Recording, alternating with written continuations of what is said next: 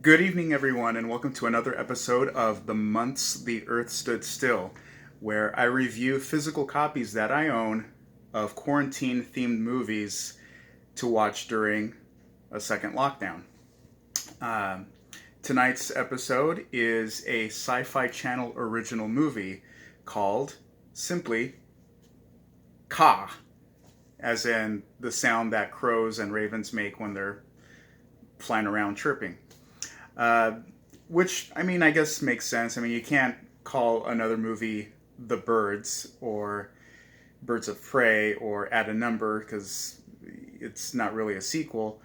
You can't call it Beaks because there's already a movie called Beaks. You can't call it Crows because then it sounds like the Crow. You can't call it Ravens because then it sounds like the Ravens. So what do?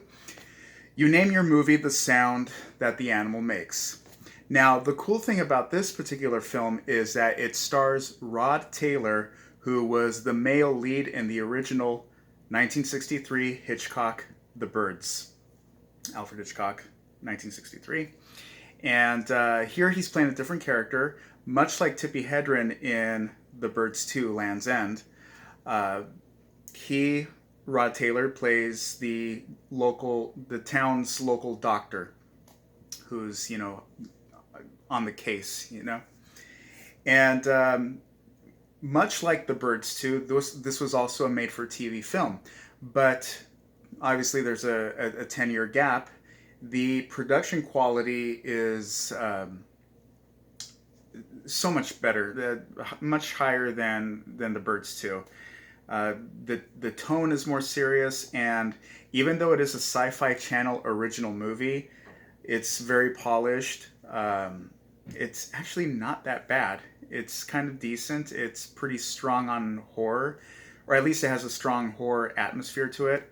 There's some really nice close-up shots of crows with their beaks, with having blood on their beaks, and it seems like they do use a lot of like actually trained birds on the set. When they do use optical visual effects, keep in mind that it is a made-for-TV film. It is on a budget, so they're not going to look as great. But thankfully, they keep it sparingly. So, which is kind of nice because they don't overly rely on opticals and visuals to show all the attacks. If you ever own a copy of this DVD, there's a nice interview with Rod Taylor on how he got started in the industry, how he was kind of like the Mel Gibson of the 60s. He was from Australia and got lucky in Hollywood. And he talks about a little bit about working with Alfred Hitchcock on The Birds. And it's nice to see somebody else from The Birds in a semi-related film of that nature. Now, in this particular film, unlike The Birds, there is an explanation, and The Birds 2 had an explanation where it was pollution that was driving birds insane. This one has a somewhat complex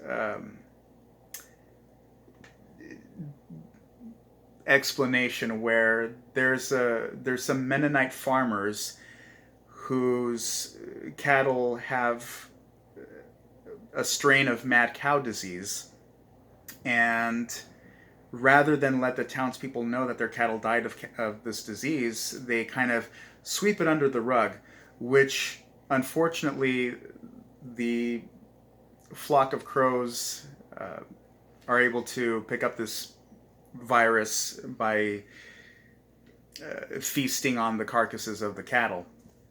And because of this virus, the crows began attacking people, and so there's a little bit of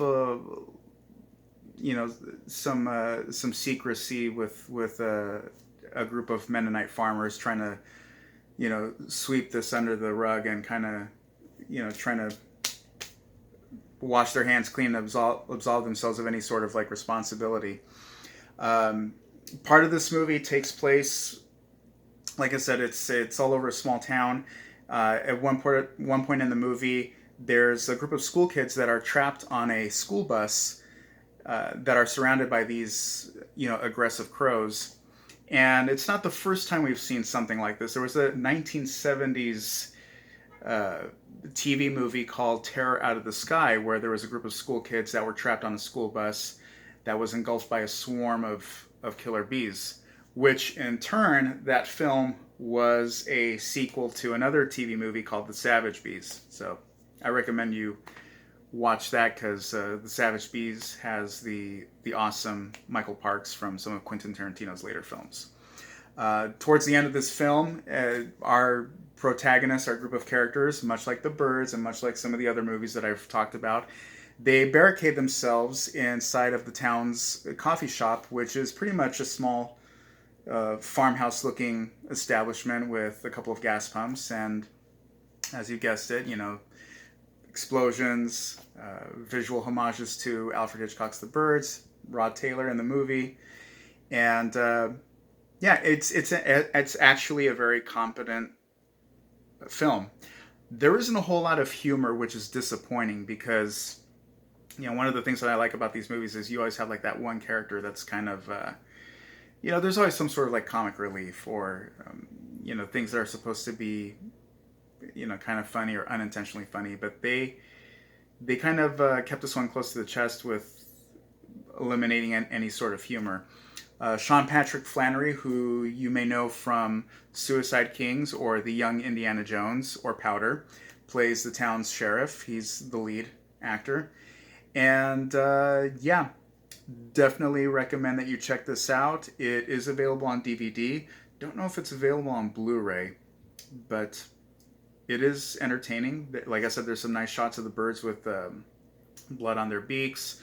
It's very strong on atmosphere. Some of the night attacks by the birds are done with some really cool low-key lighting, which really establishes that dark, foreboding atmosphere.